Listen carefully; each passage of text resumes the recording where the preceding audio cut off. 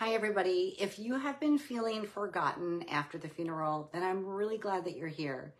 I'm Diana Palm, and I am the medium helping you heal the grief from heartbreak and loss. Welcome to this episode of Reconnect. Today, we're going to be talking about what happens to you in the aftermath of the funeral.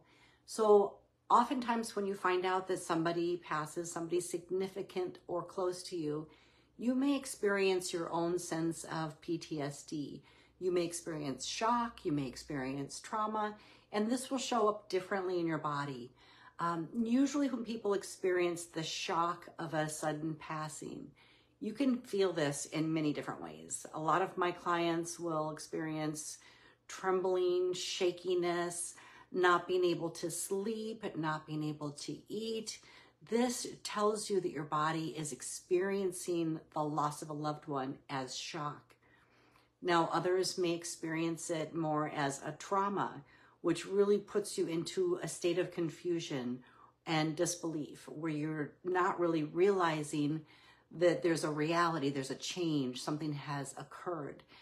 It's like your mind takes a while to catch up with it. So in that state, this is how we experience the trauma of loss, where we literally are in disbelief and confusion. But either which way, either shock or trauma can stay in your body. It can happen immediately upon hearing that your loved one has passed, and it can continue to stay with you until it's addressed, sometimes very separately from your grief. Now, leading up to the funeral, once we hear that news that devastates our heart and changes our lives forever, we have this period of time where we begin to process things. We begin to make plans for the funeral. We have to call our family and friends. There are many talks, many conversations, many memories are being shared and relived and processed. And a lot of times we're collecting photos, to show on the storyboards at the funeral. And that brings up a lot of emotions and connections to the past. But in all of these scenarios, there's kind of the warmth of companionship and connectivity, because so many people want to participate in this part of the healing process. So from the moment of death leading up into the funeral, you really tend to have a lot of support and a lot of people wanting to participate and wrap their arms around you and be with you and comfort you. But then what happens after the funeral? What happens after your family flies home and your friends go back to work and reemerge into their busy lives? This is when I usually see loved ones really fall into a deep sense of isolation and loneliness. And that's really what I want to talk about here, because when you enter that state, when everyone has left, and you truly are alone to continue moving through this experience on a very deep emotional level, but you don't have the stimuli or the comfort or the support of everybody gathered around anymore, this is when your solo journey begins. I call this a solo sacred time because it's necessary for you to be alone. Many of the bereaved, actually, when they hit this point in their healing process, they can feel abandoned by their family and friends who got busy. They can begin to feel angry for being left alone. They can feel a lot of different complicated emotions surrounding not having enough support at this time. But I want you to know that this truly, truly is by design. And it's important to release that obligation that you may be putting on others for them to ride it all out with you. If they were there and they showed any form of support or love for you from the moment of death through the funeral, that's really the time frame that it's really powerful and really dynamic. But after that, it really is, like I said, the solo sacred time. This is your journey. So at this point, release any anger or obligation or blame for people not being there for you, because this is time to go inward. And my belief is This is time for you to establish your afterlife connection with your loved one who passed. We can't do that when there's a lot of activity and when there's a lot of people and a lot of energies around us, because we want to be able to tune in and become more sensitive to our loved one that's now operating at a different frequency. After they've left their physical body and they move into the spirit world, they remain with you. But it's up for you to learn how to calibrate yourself to them. Yes, they can come and see you, of course, and they will. Your loved one has the ability to come to you in dreams, has the ability to show up as an apparition, or to throw out a disembodied voice, or to move things around your house. But we always tend to get so busy that we don't notice all of the signs and symbols that they send us. So this sacred solo time, not only does it give you that time to really heal, but it also gives you that time to recalibrate and learn how to get into a higher frequency so that you can reconnect with your loved one in the afterlife. So I like to let you know that that time is very important. If you're in that time, my heart is with you. And know that you are supported. Mostly you're supported by your loved one who passed. You're supported by the entire spirit world. And you genuinely are supported by everyone who loves and adores you. But it's necessary for them to step back and get involved in their own lives at this point. So that being said, if you are in that space, you don't have to move through that alone, even though it's your sacred solo time, because that is my specialty. So if you would like me to walk you through it, I've been shown the things that need to be healed during this time frame, where you can still maintain your solo and sacred space for healing and processing, but I will guide you through it and walk you through it. When I was first creating my course, Reconnect, my #1 spiritual grief healing program, Spirit showed me that we were going to do it in 9 weeks. And 9 is a very sacred number.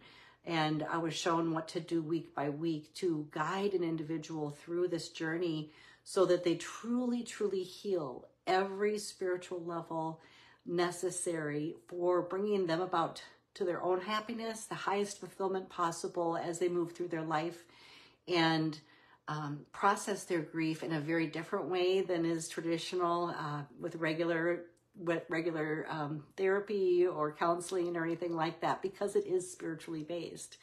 I have spiritual vision, so I'm able to see things and connect with the spirit world. So yes, that's part of it. I help you connect with your loved one, and I also help you take the care that you need to nurture your body, your mind, body, and spirit, so that you can utilize this experience, your grief experience, as something that brings deeper meaning into your life, and that you can learn how to attune to the spirit world and truly, from this experience, grow into a deeper sense of understanding about why you're here and why your loved one was here, why you shared this life experience, and what your lessons are. And this is a good time to evaluate, do I want to stay on this path or change paths? In that 9-week window, it really gives us the time to make the adjustments that we need to shift, to heal, and to create a new life path moving forward. So if you're interested in that and you happen to find yourself in the aftermath of the funeral feeling very isolated and alone, this is when I step in. This is when people hire me to start working with you and helping you to really, really do the healing and up-leveling, I want to say, because it really is. It's like there's such a deepening sense of yourself and a love for your life when you can understand the spiritual concepts, the spiritual relationship that you have with your loved one that passed, both what they meant for you in life and still what they mean for you after life. So yeah, if you are in that space, be sure you reach out to me and I will walk you through it. I will guide you through it every step of the way. And if you're not in that space to want to work with anybody yet, you feel free to watch any of my videos where I give you guidance on your nutrition, on different things that you should be doing at different stages to help you through this process. This is mostly the takeaway, I think, from this topic today, is that when you get into the true after funeral experience, when everybody has left, this is like a doorway opening for you. This is like a portal to who you're becoming. And you become that person through the grief experience, through the deepening of your understanding, your spiritual growth, your expansion, your gratitude, your soul opening experience. You cry, you heal, you release. All of these things bring you to a next space in your life. It brings you forward on your journey. So this experience aligns you often with your calling and with your next life path.